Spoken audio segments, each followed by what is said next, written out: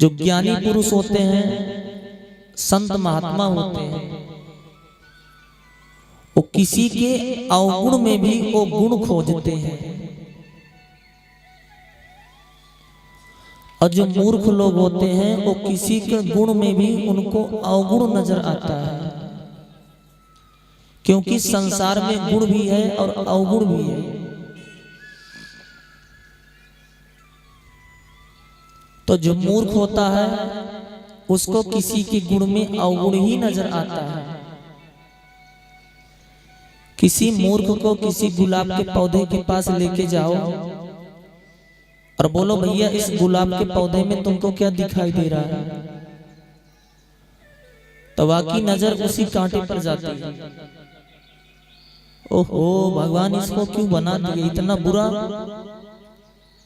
नीचे से ऊपर तक इसमें तो केवल कांटे कांटे ही लगे हैं। भगवान इसको बना क्यों दिया इतना बुरा। उसको ये नहीं दिखेगा कि इसी गुलाब के पौधे में एक फूल भी लगा है,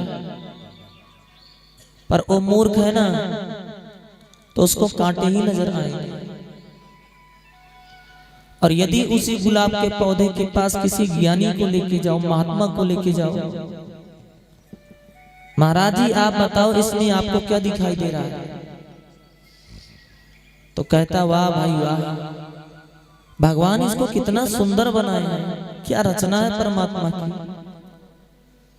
जिसकी रचना इतनी सुंदर हो वो कितना, वाह भाई वाह, जब फूल इतना सुंदर है तो इसको बनाने वाला भगवान कितना सुंदर होगा। भगवान इसको कैसे बनाए। तो कुछ लोग होते हैं मक्खियों की तरह होते हैं और कुछ लोग मधुमक्खी की तरह होते हैं। आप कितना भी अच्छा सेंट लगा लो हैं, पर मक्खी वहां नहीं बैठेगी। मक्खी कहां बैठती है, गंदगी पे।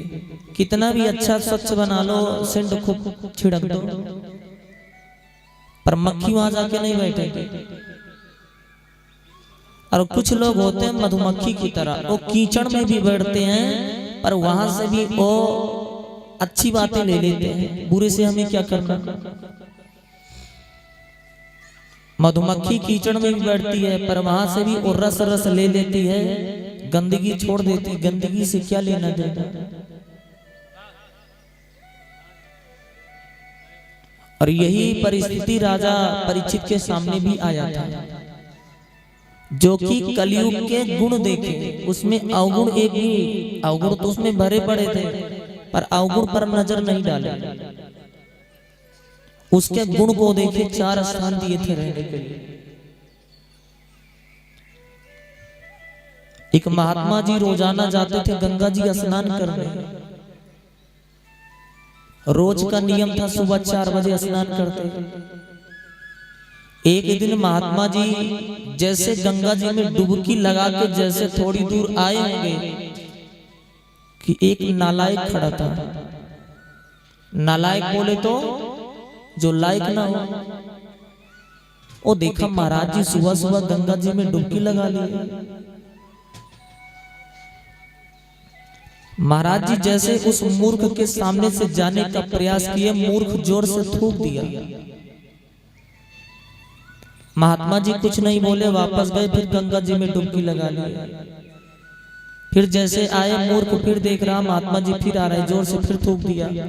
महात्मा जी के चेहरे पर जरा सा भी गुस्सा नहीं, उदासी नहीं, जैसे पहले थे वैसे अभी हंस रहे हैं, चेहरा खिला है पूरा।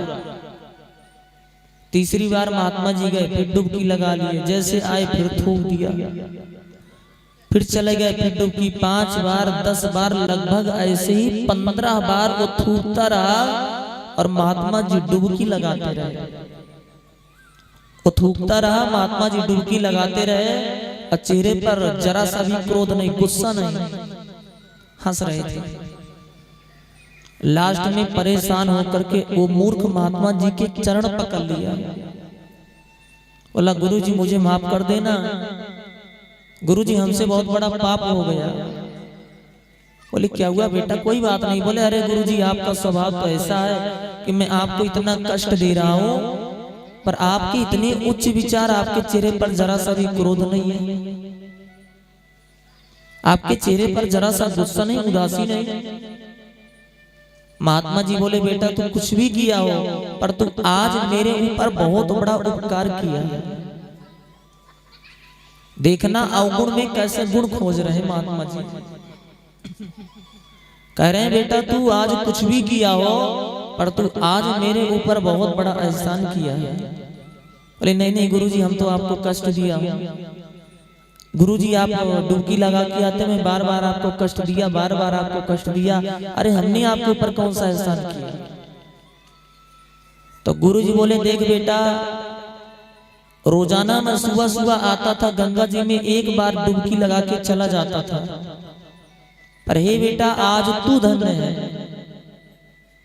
बेटा आज तू धन्य है जो कि मैं आज तेरी वजह से मुझे 15 बार गंगा जी स्नान करने का पुण्य फल की प्राप्ति हो गई। प्रेम से बोलो राधे राधे। तेरी वजह से।